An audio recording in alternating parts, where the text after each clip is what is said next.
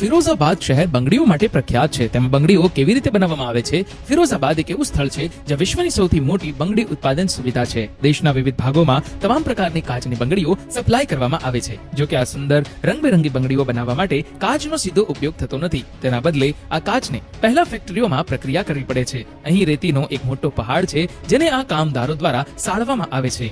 એકવાર મિશ્રણ તૈયાર થઈ જાય પછી તેને હેન્ડલવાળા સાધનનો ઉપયોગ કરીને ભઠ્ઠીમાં ધીમે ધીમે ખસેડવામાં આવે છે. ભઠ્ઠી જોઈને તમે કલ્પના કરી શકો છો કે તેનું તાપમાન કેટલું ઊંચું હશે, અને તે પણ તેના કદને ધ્યાનમાં લઈને. આ મિશ્રણને ભઠ્ઠીમાં લગભગ 10 થી 12 કલાક સુધી રાંધવામાં આવે છે, અને પછી આ રાંધેલા મિશ્રણને ભઠ્ઠીમાંથી કાઢવાનો વારો આવે છે, જેના માટે આ તાલીમ પામેલા કામદારો ફરી એકવાર આગળ આવે છે.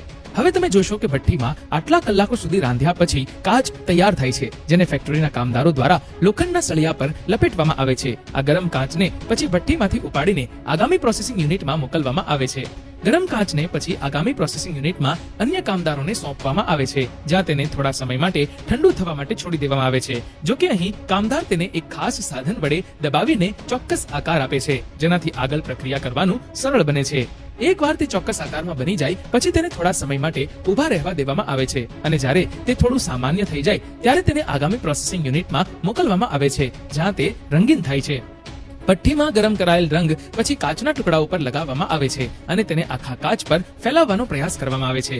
એકવાર રંગ લગાવ્યા પછી રંગ યોગ્ય રીતે સેટ થવા દેવા માટે તેને બીજી ભઠ્ઠીમાં મૂકવામાં આવે છે. વિવિધ પ્રકારની બંગડીઓ બનાવવા માટે ઘણી અલગ અલગ ભઠ્ઠીઓ છે. આ કાચના ટુકડાઓ આપણે જે બંગડી બનાવવા માંગીએ છીએ તેના રંગને અનુરૂપ ભઠ્ઠીમાં મૂકવામાં આવે છે. તેમના પર રંગ લગાવવામાં આવે છે. રંગનું સ્તરીકરણ થઈ ગયા પછી આ કાચના ટુકડાઓને ભઠ્ઠીમાં મૂકવામાં આવે છે, જ્યાં તે ઓગળે છે અને દોરડાના રૂપમાં જાડા લોખંડના સળિયા પર બહાર નીકળી જાય છે. આ તે જગ્યા છે જ્યાં આપણે ધીમે ધીમે આપણી બંગડીઓને આકાર આપવાનું શરૂ કરીએ છીએ.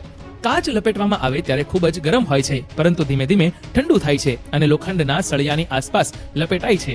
એકવાર તે સંપૂર્ણપણે લોખંડના સળિયાની આસપાસ લપેટાઈ જાય પછી તેને સળિયામાંથી દૂર કરવામાં આવે છે અને સંગ્રહિત કરવામાં આવે છે. આગામી પ્રક્રિયા બિંદુ પર એક કાર્યકર તેને બ્લેડનો ઉપયોગ કરીને અલગ કરે છે અને તેને બીજા કાર્યકરને આપે છે, જે પછી તેને બંડલમાં બાંધે છે અને પછી તે વેચાણ માટે બજારમાં મોકલવામાં આવે છે.